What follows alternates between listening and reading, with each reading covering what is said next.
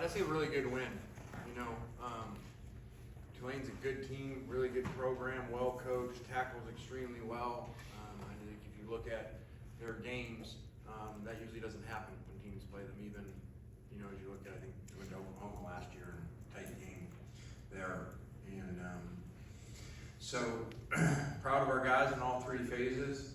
You know, to come out and play like that. I think 45-3, and then they get blasted to 45-10. It's challenging to play that well because a lot of people around them, you know, want to focus on the next week, and you know, I guess probably a top 10 matchup next week with LSU. So proud how they answered, because I've been in those games and you've seen those games where they're kind of flat, struggling, and some SEC teams, you know, lose to a team in the conference like that. So I'm just really pleased how they performed. And in the defense, you know, after a tough week of a lot of criticism, which was extremely fair by how we played last week, to answer that in the style that they did. I think there's 3 maybe in a row of 4th down stops, which are basically turnovers. You know, when a team's in 4 down situations, it's hard to stop them. You know, it's a lot easier when they're, you know, willing to punt. So just really happy how they performed. Questions?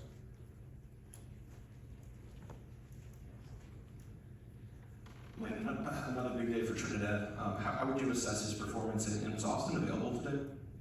Austin was available today, yeah. I thought Trinidad played great. You know, that's, I love the most important thing, not turning the ball over 2 weeks in a row, you know. Because if you do that, you win a lot of games if you take care of the ball. And the first offense didn't turn it over back-to-back weeks. And he played really clean, you know, not balls on the ground, and 1 sack. So yeah, we had 1 last week. So back-to-back weeks, when you just don't have negative plays, you know, he carries the ball 14 times, only loses 2 yards. So he has the 1 sack. You know, everything else is positive, and rushed for 112. So what? 419 total in 3.5 quarters is really good against a defense that has stopped a lot of people. Is today kind of what y'all saw when evaluating Deuce in the portal and what he could do for y'all in your offense? Yeah, we knew Deuce was explosive. You know, you didn't get to see kind of him in a wide open offense to make all those plays, but we could just see what he did in their system. And but he's been doing that all camp, making plays like that. And you know, we just made an emphasis of really saying, all right, well, we got to get more touches to him, because even there was a run, you know, where they have him bottled up and he makes the first down. You know, just sometimes as receivers they can disappear and not get many touches if you don't go out of your way to get them touches. And running back obviously kind of naturally gets them. Lane, after a pair of tight games, you know, against Kentucky and Arkansas, how relieving was it to beat a good Tulane team handedly without any drama? Really relieving. I know it's for me, for our fans, it was, because we really didn't need another one of those type of games.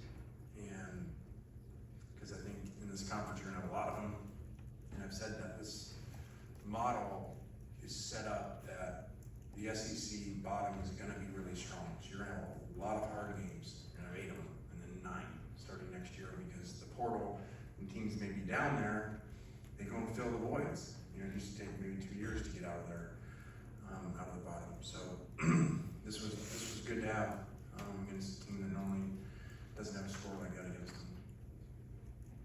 If Austin's fully healthy next week, will he start, or with what Trinidad's doing, is it more complicated than that? Yeah, I don't know that.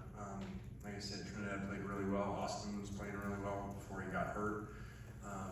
And I don't know where Austin will be exactly. He was available, he was not 100%.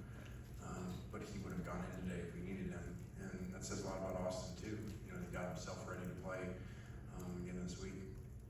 Lane, Retzlaff was similar, at least in dual threat capability to Taylor Green, who had a good first half against y'all last week. What was the adjustment for the defense that allowed them to bounce back like they did? I think he only completed his first pass in like the last seconds of the second quarter. Yeah, I think that was the second one, but yeah, you're right. He had 1 completion going to that last drive. I thought our guys played assignments really well, and obviously that was a huge emphasis, because you're going to see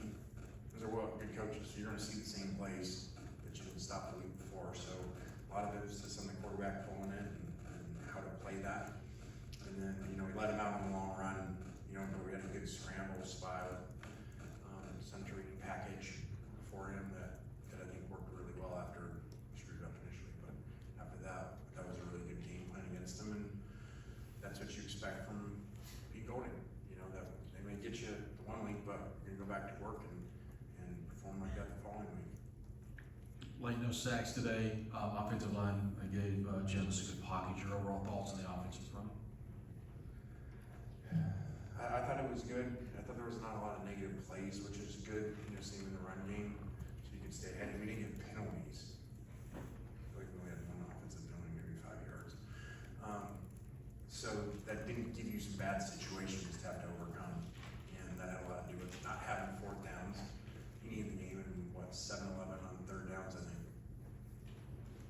Not jumping the gun too far with you, Coach, but losing the play that you lost coming off last season, how do you kind of evaluate going into it at this point, being 4-0 going into LSU, in the terms of the culture and what staff that you were able to retain this year, what you guys want to do in terms of the standard here for Ole Miss for this year and for the future of the guys you have right now?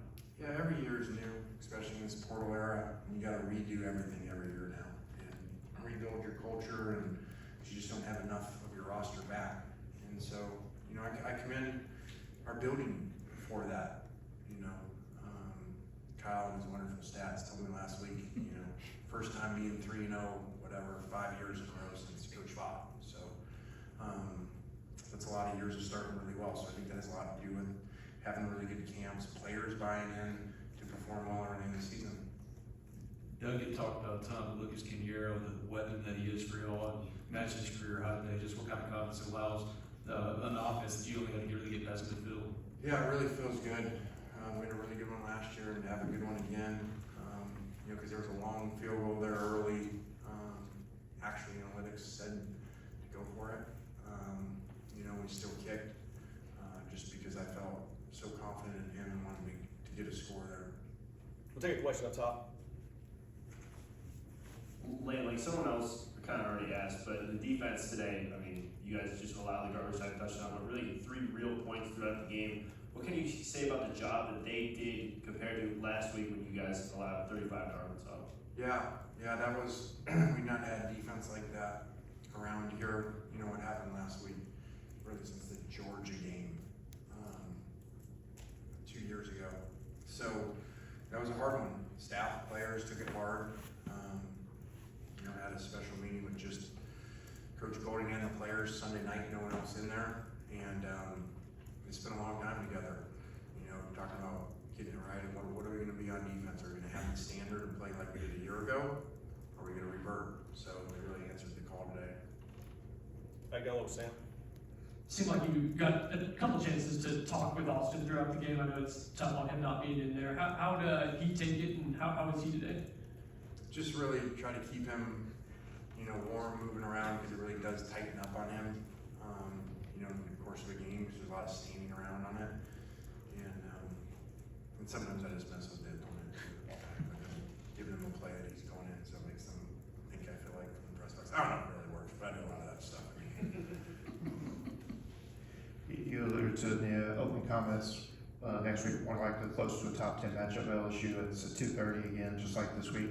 Is that a time you prefer? When it's that same time as the week before? Or, what do you kind of feel like when it comes to that? I'm over that. I just know what it's going to be. I told the commissioners here today, we're going to play LSU. It's going to be a day during there. And we're going to go down there and it's going to be at night. So I just know what it's going to be. So it is what it is. I'm sure we'll be at night at Georgia too. So. Hey, if you just set it up that way, you won't be upset when it happens. You won't start to think, maybe it'll be different this time. How hard is it, especially at quarterback, when a guy comes in after spring camp to be dominating the way he is, and what traits do you like about Trinidad at this point?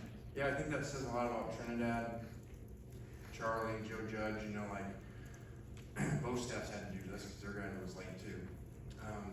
For Trinidad to play like this says a lot about him, and that's a lot of preparation to get somebody ready, because Austin was definitely our starter, and Trinidad had to do a lot of mental reps and a lot of time in the office just going over things just in case and being ready and preparing like a starter. Any other questions for Coach? All right, thanks guys.